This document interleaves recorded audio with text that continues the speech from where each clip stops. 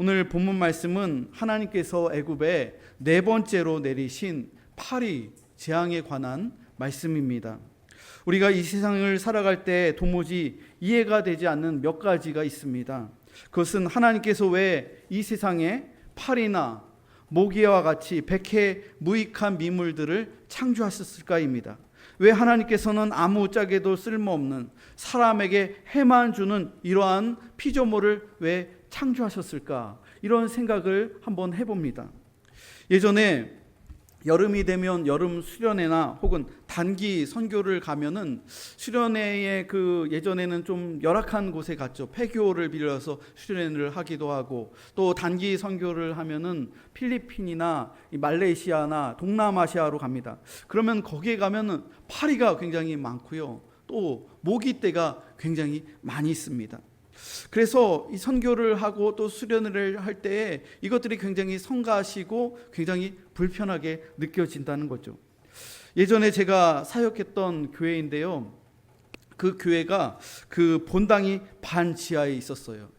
그 교회가 홍은동에 있었던 교회인데 한 600명 정도 모이는 교회예요. 교회가 재개발이 되면서 아파트에 딱 붙었어요. 같이 아파트가 이렇게 지으면서 교회를 져준 거예요. 그래서 교회하고 아파트가 교회 주차장이 아파트 주차장이면서 같이 사용하는 거예요. 그리고 아파트와 함께 교회가 이렇게 붙었는데, 교회에 그 지상으로도 나와 있는데 본당이 반지하로 이렇게 지어져 있었어요.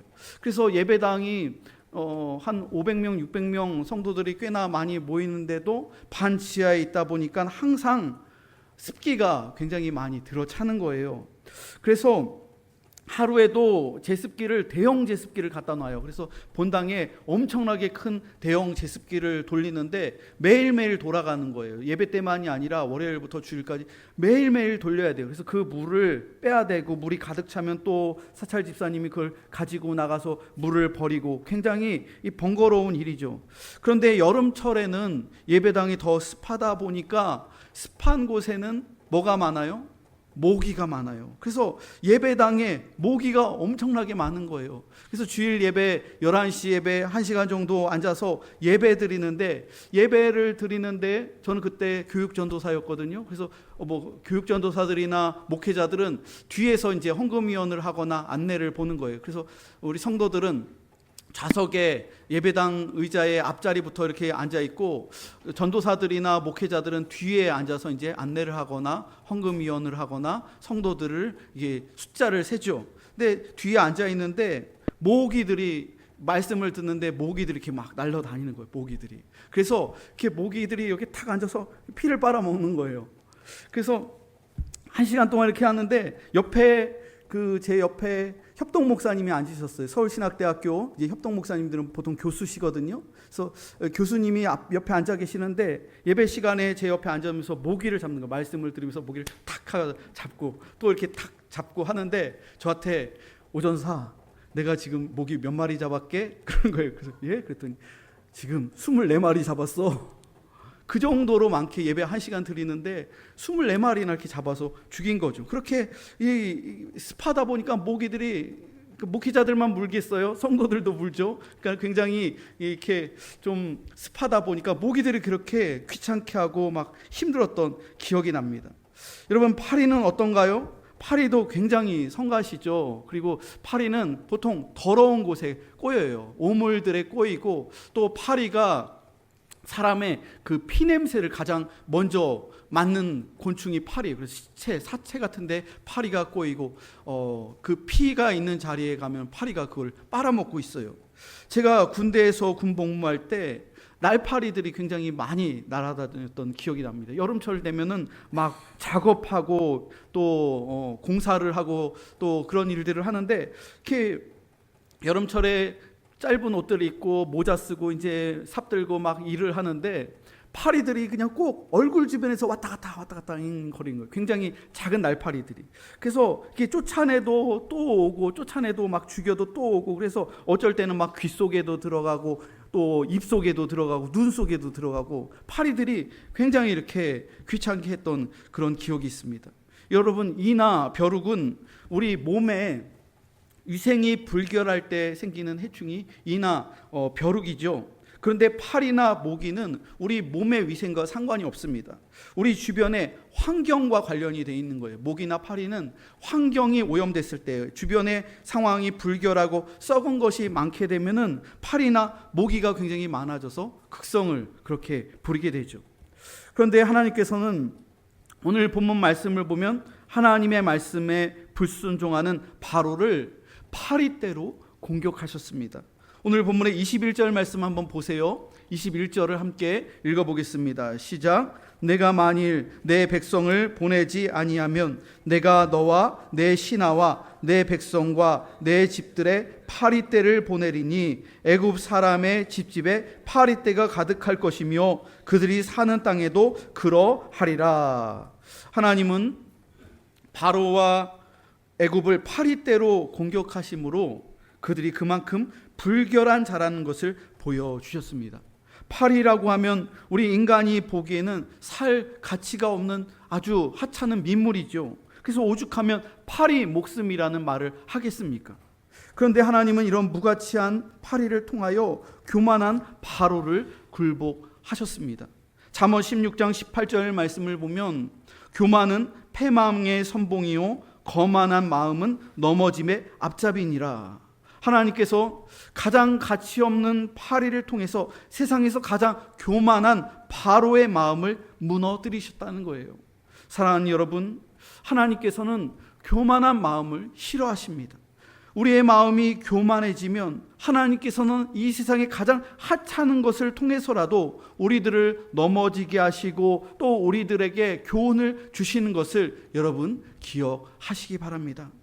우리는 파리 재앙을 통해서 또 하나의 중요한 사실을 깨닫게 됩니다. 그것은 이 엄청난 숫자의 파리들이 그냥 무작정 그냥 날아다닌 것이 아니라 하나님의 명령에 따라, 하나님의 말씀에 따라 정확하게 움직였다는 거예요. 하나님께서 공격하라고 하면 공격하시고 떠나라고 하면 정확하게 이 곤충들이 다 알고 떠났다는 거예요. 모세가 하나님의 말씀에 순종하여 기도하니까 그 많던 파리들이 하나님의 말씀에 즉시 순종하여 하나도 남기지 않고 애굽 땅을 떠났다고 기록합니다. 어떻게 이런 미물이 하나님의 명령에 따라 정확하게 움직이는 걸까요? 우리는 이 사건을 통해서 곤충들도 하나님의 말씀을 알아들을 수 있는 그러한 기관이 있다는 것을 인정해야 합니다.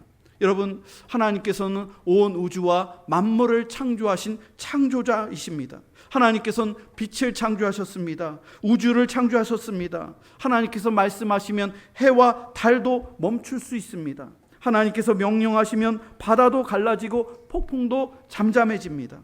하나님께서 말씀하시면 하늘에서 비가 내리고 또 불이 떨어지기도 합니다. 하나님께서 말씀하시면 개구리들이 나타나고 파리떼들이 하나님의 명령에 순종한다는 거예요. 여러분, 피조물에게 가장 중요한 것은 하나님의 말씀을 알아들을 수 있는 그러한 기관이 있다는 거예요. 파리나 모기도 하나님의 말씀을 듣고 순종할 때 강력한 하나님의 군대로 쓰임 받을 수 있었습니다.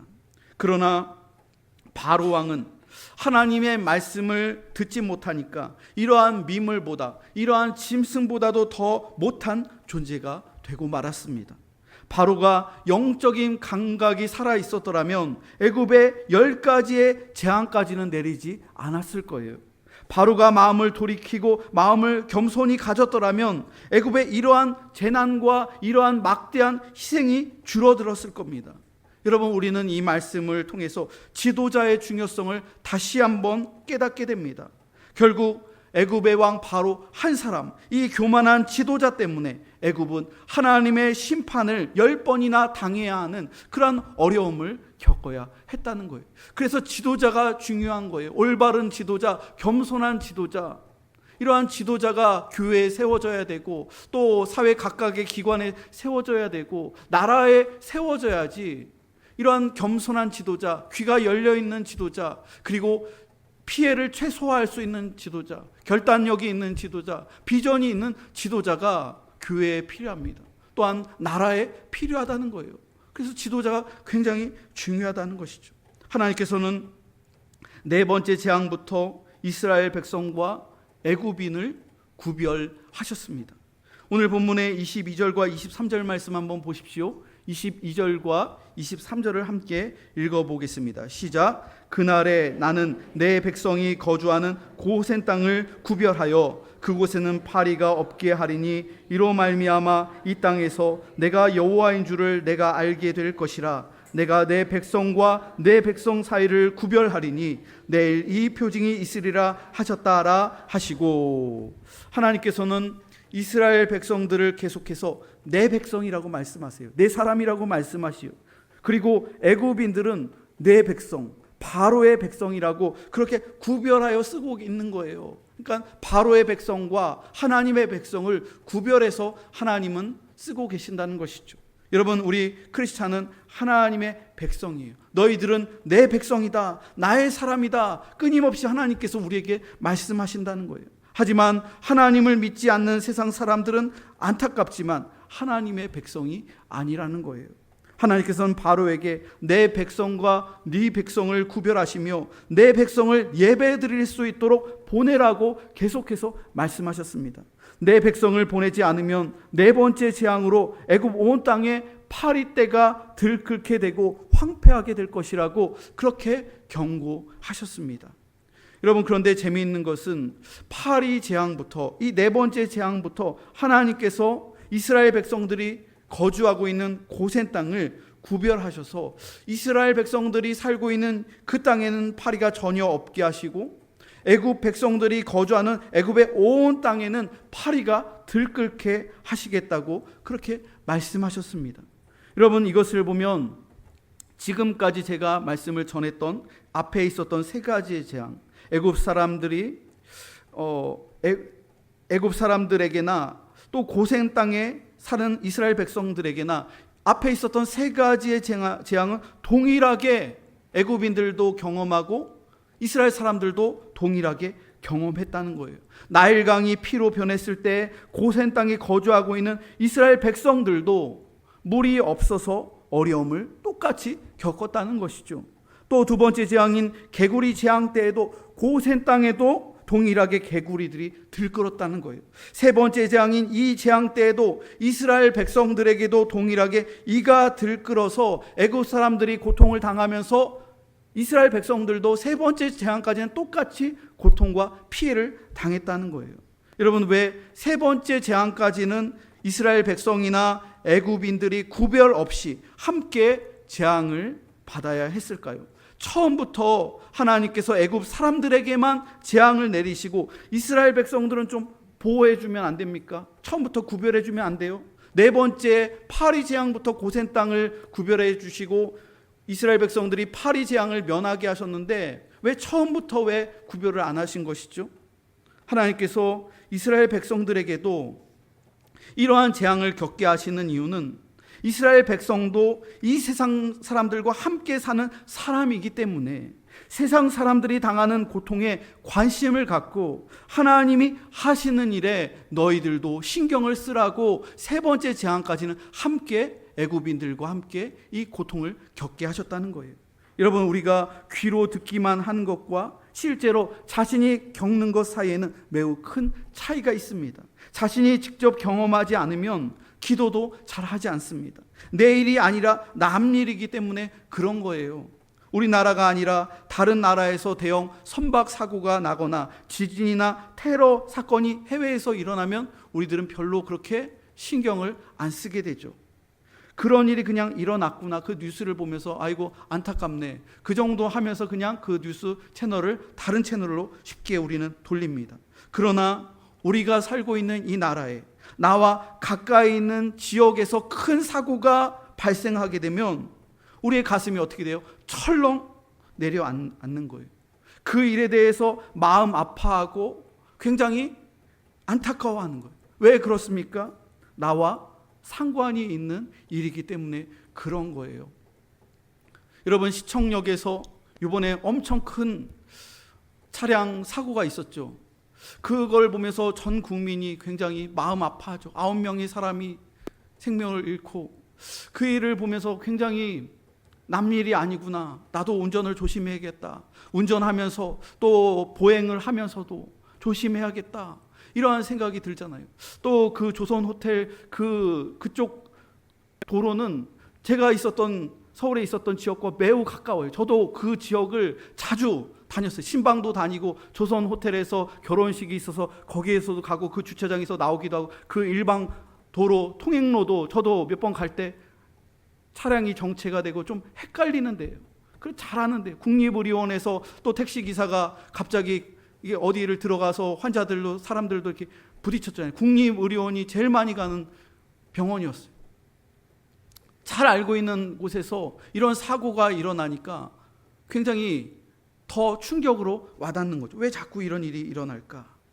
여러분, 러시아나 또 우크라이나 전쟁, 이스라엘과 하마스의 전쟁은 우리나라와 물리적으로 멀리 떨어져 있기 때문에 이 문제에 대해서 우리나라나 국민들 역시 걱정스럽게 바라보지만 그렇게 큰 문제가 되진 않아요.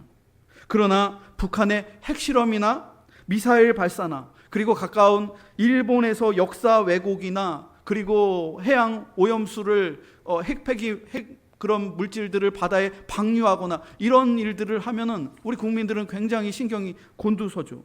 왜 그런 것이죠? 남 일이 아니기 때문에, 우리 일이기 때문에 그런 것이죠. 이처럼 하나님께서는 이스라엘 백성과 애굽인 사이에 이 세 번째 재앙까지는 함께 겪게 하신 이유는 세상에서 지금 어떤 일이 지금 일어나고 있으며 세상 사람들이 당하고 있는 고통에 대해서 함께 너희들이 이해하고 그 문제에 대해서 기도하고 그 고통을 함께 겪으라고 하나님께서는 세 번째 재앙까지는 이스라엘 백성들도 동일하게 겪게 하셨다는 것이죠. 그러나 하나님은 이스라엘 백성으로 하여금 무한정으로 애굽인이 당하는 고통을 계속해서 받게 하지 않으셨다는 거예요. 이게 중요해요. 하나님은 이스라엘 백성들을 네 번째 재앙부터는 특별하게 구별하셨습니다. 이스라엘 백성들이 거주하고 있는 땅, 고센 땅을 구별하여서 그 땅에는 네 번째 재앙부터 10번째까지는 그 재앙이 전혀 임하지 않도록 안전하게 그들을 눈동자처럼 지켜 보호하셨다는 거예요. 하나님께서는 이스라엘 백성과 애굽인을 구별하셨습니다. 내 백성과 네 백성을 구별하셨다는 거예요. 하나님의 거룩한 백성과 세상에 죄악된 백성을 구별하셨다는 거예요. 여러분, 이 원리는 오늘날에도 동일하게 적용됩니다. 하나님께서는 하나님의 성도와 세상 사람들을 구별하고 보신다는 거예요. 여러분, 교회가 무엇입니까? 교회는 헬라어로 에클레시아라고 합니다. 세상으로부터, 죄악된 세상으로부터 부름을 받아 구별된 사람들의 모임, 이것이 교회의 참된 의미입니다. 하나님께서는 저와 여러분을 가망성이 없는 세상으로부터 선택하여 주시고 우리를 부르셨다는 거예요. 그리고 우리를 거룩하게 구별하셨다는 거예요. 베드로전서 2장 9절 말씀을 보면 너희는 택하신 족속이요 왕같은 제사장들이요 거룩한 나라요 그의 소유가 된 백성이니 이는 너희를 어두운 데서 불러내어 그의 기이한 빛에 들어가게 하신 이의 아름다운 덕을 선포하게 하려 하심이라. 하나님께서는 우리를 구별하셨다는 거예요. 교회와 성도를 구별하셨다는 거예요. 그리고 우리들을 지켜주신다고 약속하셨습니다. 하나님은 너를 지키시는 자, 이 찬양 아시죠? 하나님은 교회와 우리 성도들을 지켜주신다는 거예요. 이 찬양을 함께 아시는 분들은 한번 저를 따라해서 한번 찬양해 볼까요? 하나님은 너를 지키시는 자, 너의 우편에 그늘 되시니 낮의 해와 밤의 달도 너를 해치 못하리. 눈을 들어 산을 보아라. 눈을 들어 산을 보아라. 나의 도움 어디서 오나. 천지 지으신 너를 만드신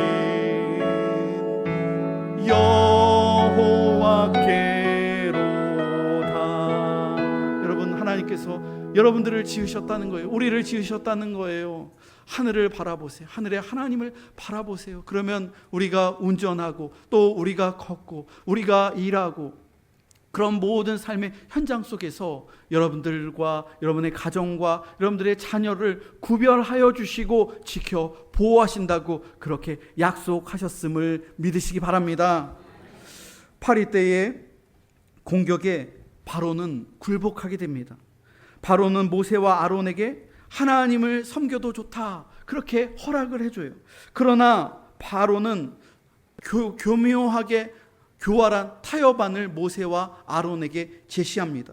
오늘 본문의 25절을 한번 보세요. 25절을 함께 읽어보겠습니다. 시작. 바로가 모세와 아론을 불러 이르되 너희는 가서 이 땅에서 너희 하나님께 제사를 드리라. 바로는 모세와 아론에게 하나님께 제사를 드려도 좋다고 말을 해요. 그런데 이 땅에서 제사를 드려라, 이 땅에서 애굽 땅에서 예배를 드려라 얘기하는 거예요. 하나님을 섬기되 이 땅은 떠나가지 말라라고 말을 하는 거예요. 이 말이 무슨 뜻이죠? 예수를 믿어도 생활은 바꾸지 말라는 거예요. 예수를 믿고 예배 드리는 것은 괜찮은데 너의 라이프 스타일을 바꾸지 말라는 거예요. 겉으로 보기에 바로의 제안은 매우 그럴듯해 보입니다. 그러나 바로의 속셈은 하나님의 백성을 계속해서 지배하겠다는 속셈인 거예요. 자유는 주지 않고 예배만 드리라는 거예요. 사탄 마귀는 오늘날에도 동일하게 우리에게 속삭입니다. 그렇게 원한다면 예배를 드려도 좋다. 그러나 다른 것은 옛날과 똑같이 해야 된다. 그래 주일 예배 1시간 드려도 돼. 그러나 세상 방식대로 똑같이 예전처럼 그렇게 살아가라. 그렇게 사탄 마귀는 우리에게 타협안을 제시한다는 거예요.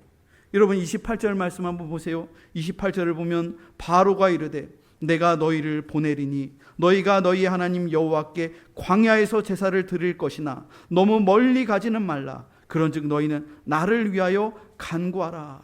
예배는 드려도 괜찮은데 너무 멀리 가지 말라는 거예요. 애굽에서 너무 멀리 떨어지지 말라는 거예요. 세상에서 너무 멀리 떨어지지 말라는 거예요. 세상과 가까이 하라고 바로가 말을 하는 것이죠. 세상은 성도에게 타협안을 제시합니다. 예수 믿는데 너무 빠지지 말라고 그렇게 말을 합니다. 너무 신앙에 얽매이지 말라고 합니다. 예수 믿는 것 좋다고 합니다. 예배당에 가는 것 좋다고 합니다. 하지만 너무 멀리 가지는 말라는 거예요. 너무 깊이 빠지지 말고 적당하게 믿으라고 그렇게 바로는 유혹한다는 거예요. 마실 것 다 마시고 피울 것 다 피우고 세상 사람들처럼 하고 싶은 것 마음껏 하면서 예수를 적당히, 예배도 적당히 하라고 그렇게 말을 하는 것이죠. 하지만 하나님의 백성에게는 하나님의 백성의 삶이 따로 있다는 거예요. 하나님께서 우리에게 요구하시는 것은 애굽을 철저히 떠나는 거예요. 그냥 적절한 거리에서 있는 것이 아니라 애굽을 철저히 출애굽하라는 거예요. 이것은 완전히 세상을 떠나라는 말이 아니에요. 예수 믿고 난 이후에도 예전과는 다른 방식으로 살아가라는 주님의 명령이죠. 아브라함은 하나님의 부르심을 받을 때 고향과 친척과 아버지의 집을 떠나 가나안 땅으로 들어갔습니다. 사랑하는 여러분, 여러분들에게는 사명이 있습니다. 세상에서 나와야 돼요. 세상의 죄와 유혹과 세상 방식에 젖어 있으면 안 된다는 거예요. 우리들이 세상 속에서 살아가지만 구별된 모습으로 살아가야 한다는 거예요. 세상 사람들이 생각하는 방식대로 생각하고 세상 사람들이 말하는 방식대로 똑같이 말하고 행동하는 모습은 하나님께서 원하시는 성도의 모습이 아니라는 거예요. 오늘날 교회 안에서 거룩한 척하지만 세상에서 우리의 개인적인 삶 속에서 얼마나 많은 성도들이 세속적으로 살아가는지 모릅니다. 오늘날 교회는 위기에 처해 있습니다. 바로의 타협안을 받아들인 교회와 지도자들이 많이 있다는 거예요. 여러분, 교회는 거룩한 하나님의 전입니다. 하나님께서는 성도로 우리 믿는 크리스찬들을 구별하셨어요. 우리는 구별된 주의 백성답게 주님의 전에 모여 함께 예배드리며 또한 우리의 삶의 자리로 가정으로 일터로 그렇게 파송되어서 구별된 모습으로 살아가야 되는 줄로 믿습니다. 로마서 12장 12절 말씀입니다. 너희는 이 세대를 본받지 말고 오직 마음을 새롭게 함으로 변화를 받아 하나님의 선하시고 기뻐하시고 온전하신 뜻이 무엇인지 분별하도록 하라. 여러분, 이 세대, 이 세상을 본받지 말아야 합니다. 교회나 성도나 개개인이 이 세대를 본받지 말아야 된다는 거예요. 교회와 성도는 세상 속에서 함께 아파하고 함께 일하고 함께 어울려서 살아가지만 세상 속에서 거룩의 모습을 유지해야 한다는 것이죠. 우리가 세상을 본받는 것이 아니라 세상이 교회와 성도의 거룩성을 본받아야 될 줄로 믿습니다. 하나님을 대적하는 세상에서 하나님의 거룩하심을 본받으며 하나님의 뜻대로 순종하며 살아가는 믿음의 성도들이 다 되시기를 주님의 이름으로 축원합니다.